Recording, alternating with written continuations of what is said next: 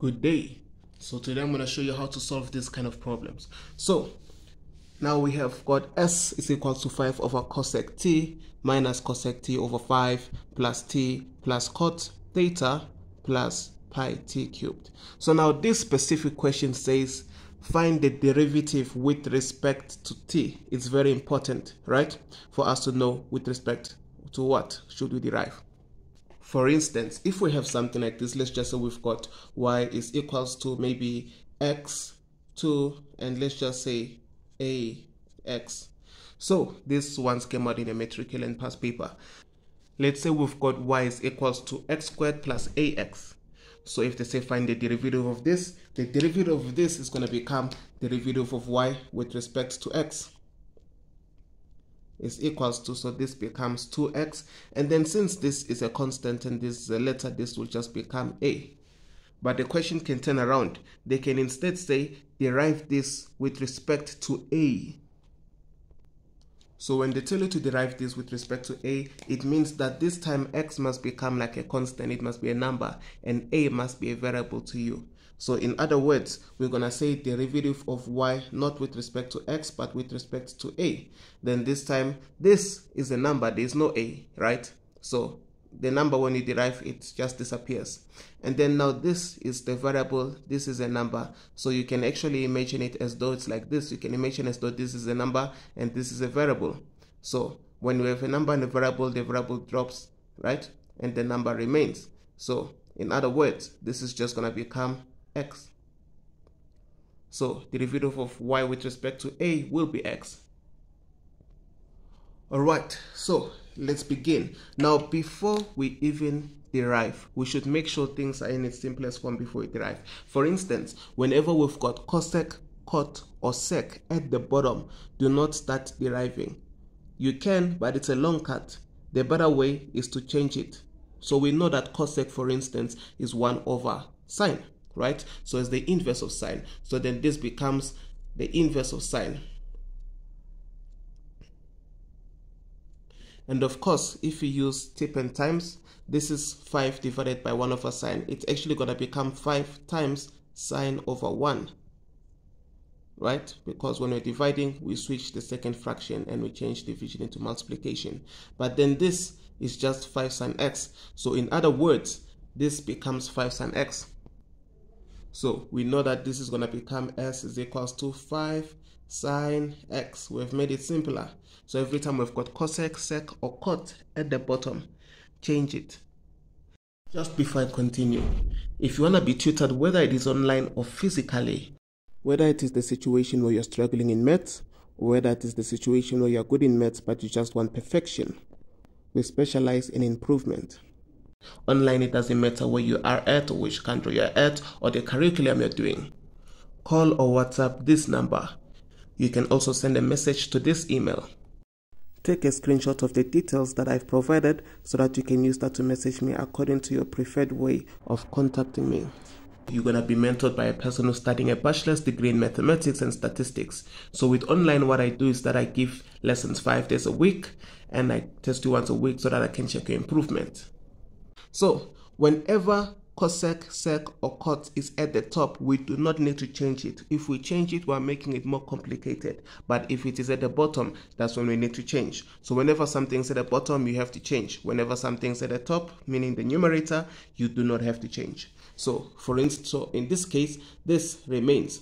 But now my advice is whenever we've got something like that, for instance, let's just say we've got maybe 2x over 3. My advice is to separate it. So you have to just take x to the side. So this just becomes 2 over 3x. Another example, let's just say we've got maybe 5 over 2x. Now here, because x is at the bottom, when we take it to the side, the sign will change.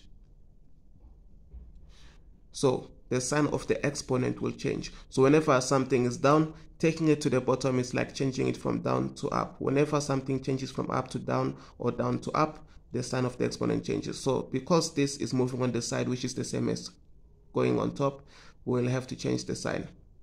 Even this, if we want to take it down, we can take it down. If we want to take it down, it's going to be a negative exponent. This and this are exactly the same. The exponent, the sign of the exponent changes. But of course, there is no need to do that. Our goal is just to take it on the side. So whenever something is from the top and moves to the side, it didn't change from up to down, so the sign of the exponent remains the same. But if something is down and then we take it to the side, it's the same as though it moved up, so the sign of the exponent will change. So where am I going with this? Well, this we have it as a fraction, so we have to move it to the side. So there's an invisible 1 here. This is 1 over 5. So this is going to be 1 over 5 cosec t. And then we're not yet deriving, so do not derive. I'm not going to derive it because here I was just manipulating. I'm not deriving. And we have cot, which is the numerator, so I do not need to change anything there. Cos theta. And here we've got, of course, pi t cubed. All right, now we can derive. So since this is s, when we derive it, they said derive with respect. Okay, this is actually not sine x, this is actually sine t. Okay, just to avoid confusion there, this is sine t. All right, so they say derive with respect to t. So we're gonna say derivative of s with respect to t.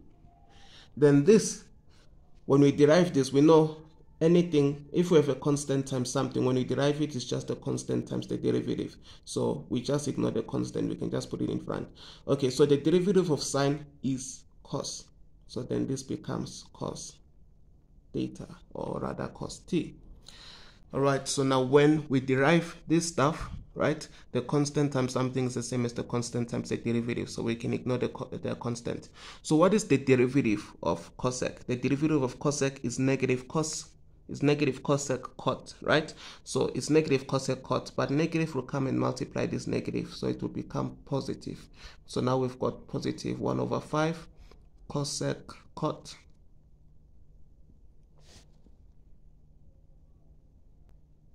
So we have cosec cot.